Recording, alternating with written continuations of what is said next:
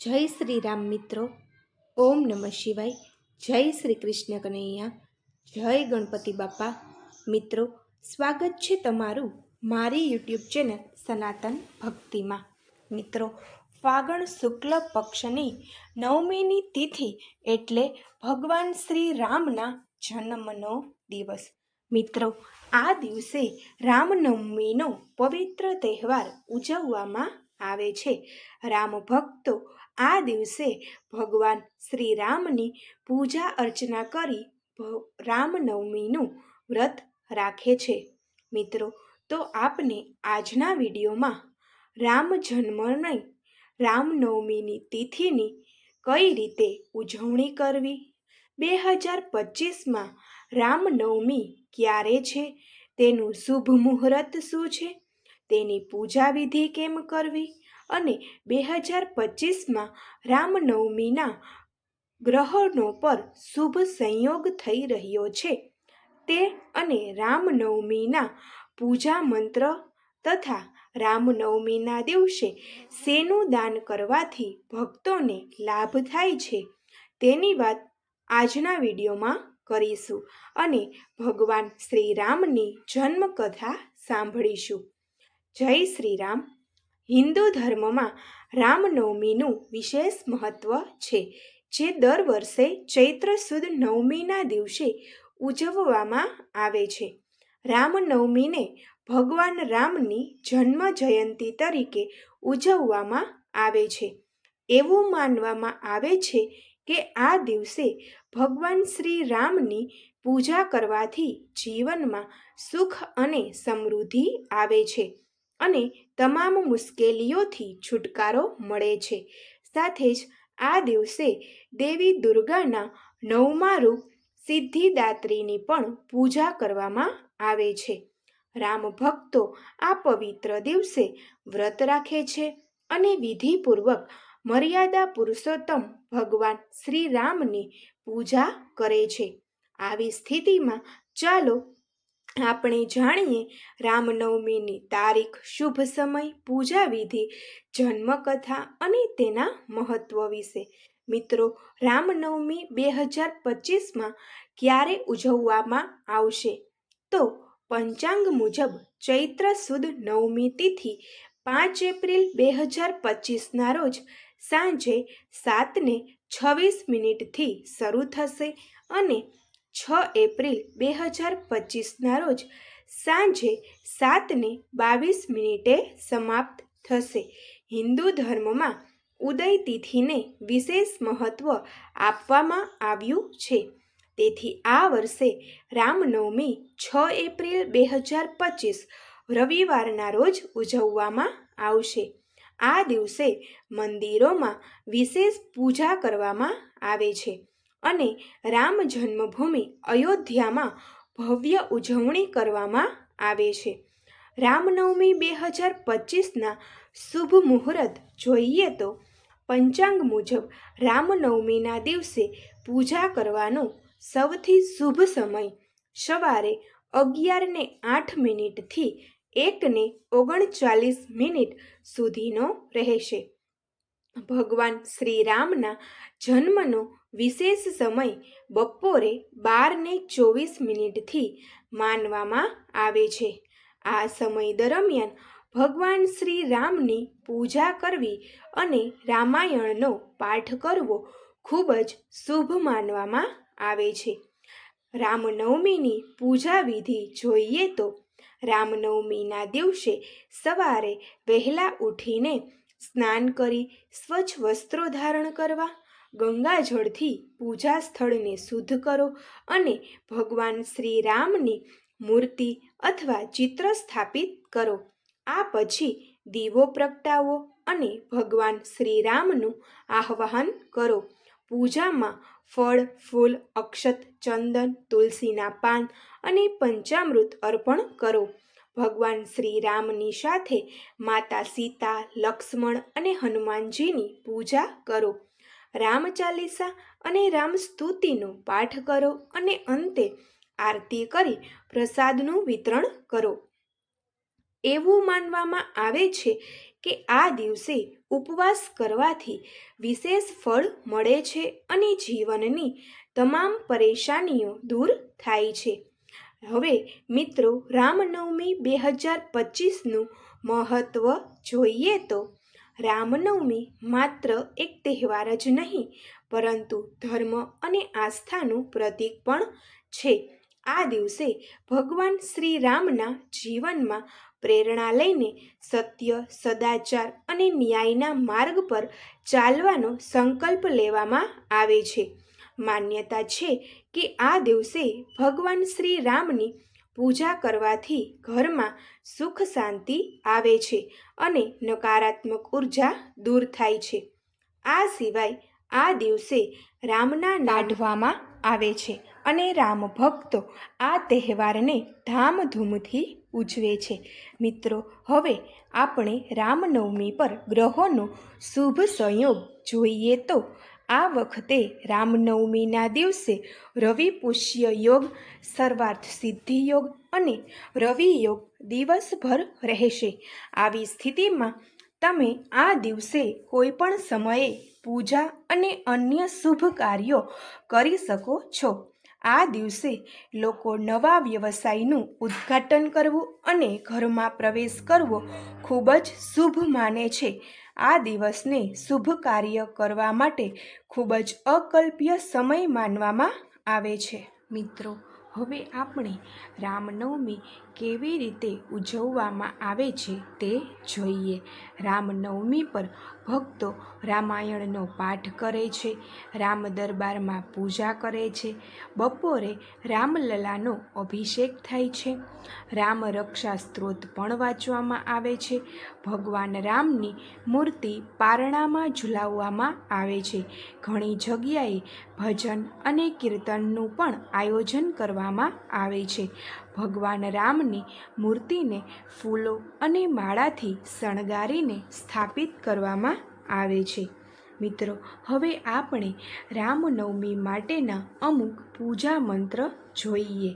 ઓમ શ્રી રામચંદ્રાય નમઃ. ઓમ શ્રી રામાય નમઃ. મિત્રો, હવે આપણે શ્રી રામનો તારક મંત્ર જોઈએ. શ્રી રામ જય જય રામ. મિત્રો, હવે આપણે શ્રી રામનો ગાયત્રી મંત્ર જોઈએ. ઓમ દશરથીએ વિદ્મહે સીતાવલ્લભ્ય ધીમહિ તન્નો રામઃ પ્રચોદયાત. મિત્રો, હવે આપણે જોઈએ કે રામનવમી પર શું દાન કરવું જોઈએ અને શું નહીં.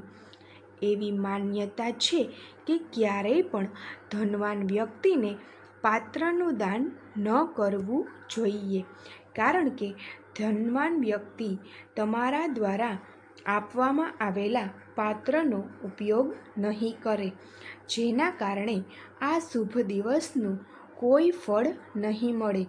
જો તમને પાત્રનું દાન કરવું જ છે તો કોઈ જરૂરિયાતમંદને જ દાન કરો, જેનાથી તે તમને દુઆ આપે. રામનવમીના દિવસે ગરીબો, અસહાયને દાન આપવા અને ભોજન કરાવવાથી તમને ઘણું વધારે પુણ્ય મળશે. રામનવમીના દિવસે વૃદ્ધોના આશીર્વાદ જરૂર લો. રામનવમીના દિવસે નજીકના રામ મંદિરમાં જઈને દીવો કરો, પ્રસાદ ચઢાવો અને પૂજા બાદ પ્રસાદને સૌથી વધારે લોકોમાં વહેંચો. નવમીના દિવસે કુંવારી કન્યાઓને ભોજન કરાવો. તેનાથી માતા દુર્ગા પ્રસન્ન થાય છે અને લોકોને આશીર્વાદ આપે છે.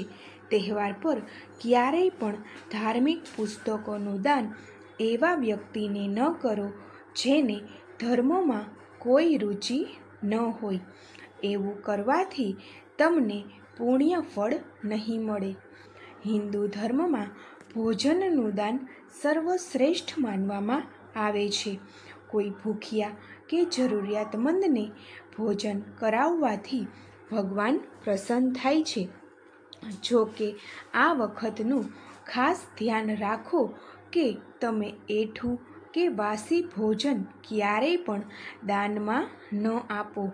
આમ કરવાથી ભોજન મેળવનાર અને માતા અન્નપૂર્ણાનું અપમાન થાય છે.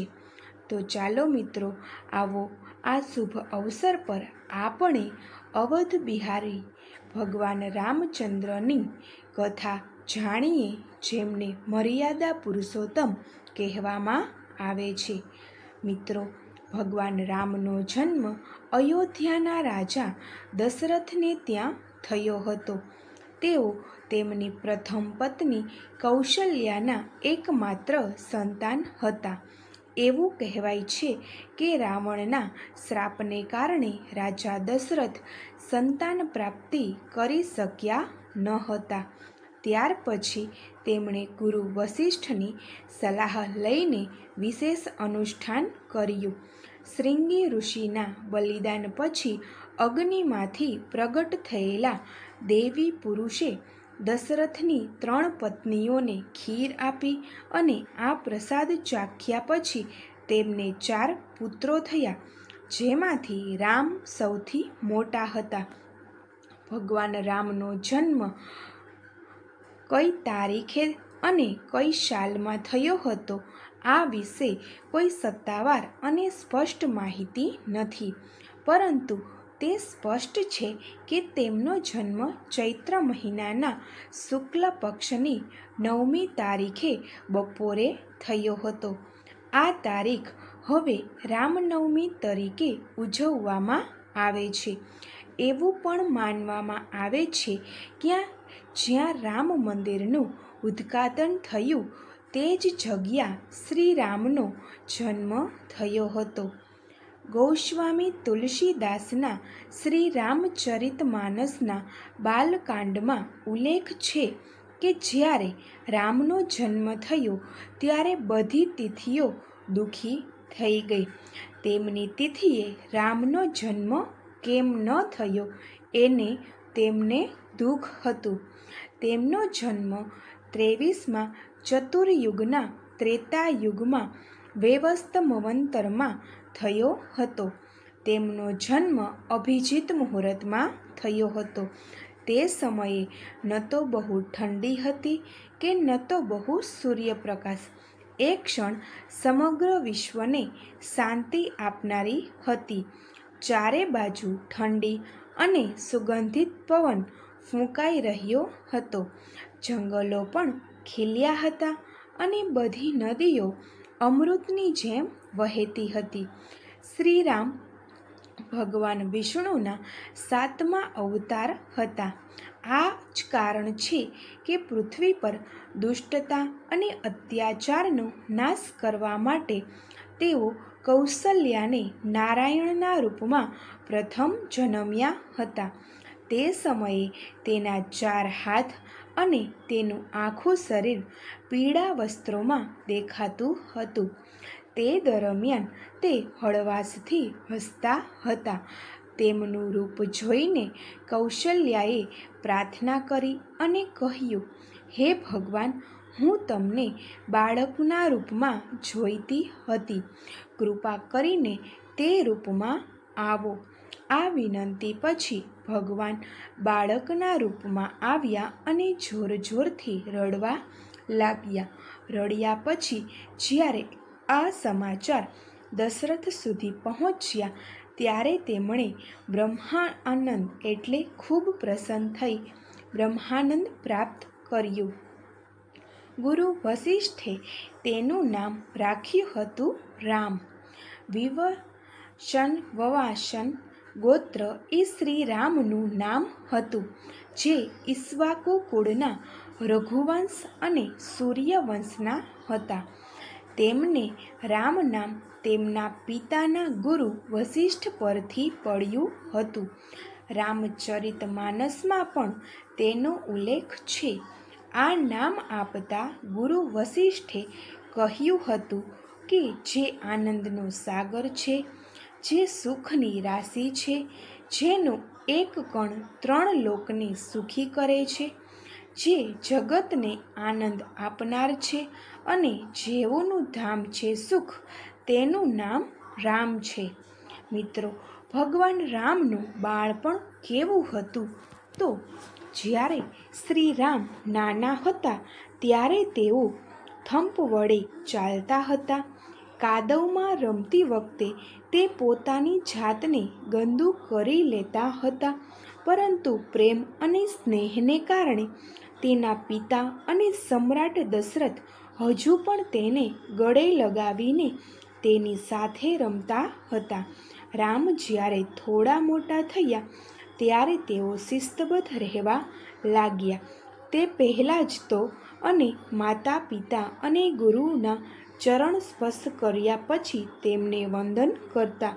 પોતાના સહિત તે 4 ભાઈઓ લક્ષ્મણ, ભરત અને શત્રુઘ્ન સહિત માં સૌથી પ્રતિષ્ઠિત અને બુદ્ધિશાળી હતા. તેનામાં શ્રેષ્ઠ ગુણ એ હતો કે તેને કોઈની ખામી દેખાતી ન હતી. 13 વર્ષની ઉંમરે સીતા સાથે લગ્ન અને પછી 14 વર્ષનો વનવાસ ભોગવ્યો. એવું પણ માનવામાં આવે છે કે ભગવાન રામના લગ્ન 13 વર્ષની ઉંમરે સીતા સાથે થયા હતા. શાવરમાં તેણે ધનુષની દોરી તોડી અને પછી તેના માતા પિતાની પરવાનગી પછી લગ્ન કર્યા. વાલ્મીકી રામાયણમાં તેમના 14 વર્ષના વનવાસનો પણ ઉલ્લેખ છે. શાવકી માતા કૈકેયી ઈચ્છતી હતી કે તેનો પુત્ર ભરત તેના પિતા પછી અયોધ્યાની ગાદી સંભાળે. આ જ કારણ હતું કે દાસી મંથરાએ કૈકેયી રાજા દશરથની બીજી પત્નીને રામ માટે 14 વર્ષનો વનવાસ સૂચવ્યો હતો. વાસ્તવમાં રામને 14 વર્ષના વનવાસ પર મોકલવા પાછળ 2 મુખ્ય કારણો છે.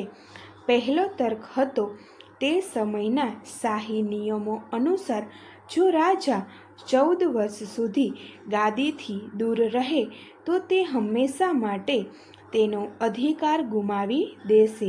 જ્યારે બીજી દલીલ હતી દશરથે રામને 14 દિવસમાં રાજા બનાવવાનું નક્કી કર્યું હતું. ક્રોધિત કૈકેયીએ આ 14 દિવસોને પોતાના માટે 14 વર્ષ સમાન ગણ્યા.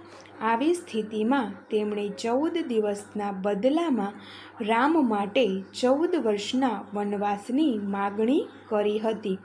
રામ 7 ફૂટ ઊંચા હતા.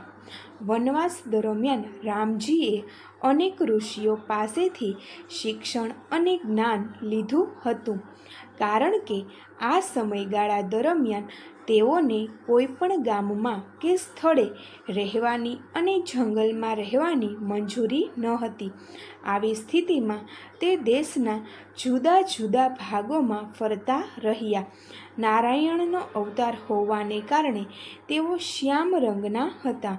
લગભગ 7 ફૂટ ઊંચા શ્રી રામને તે સમયે કોદંડ નામનું ધનુષ્ય હતું.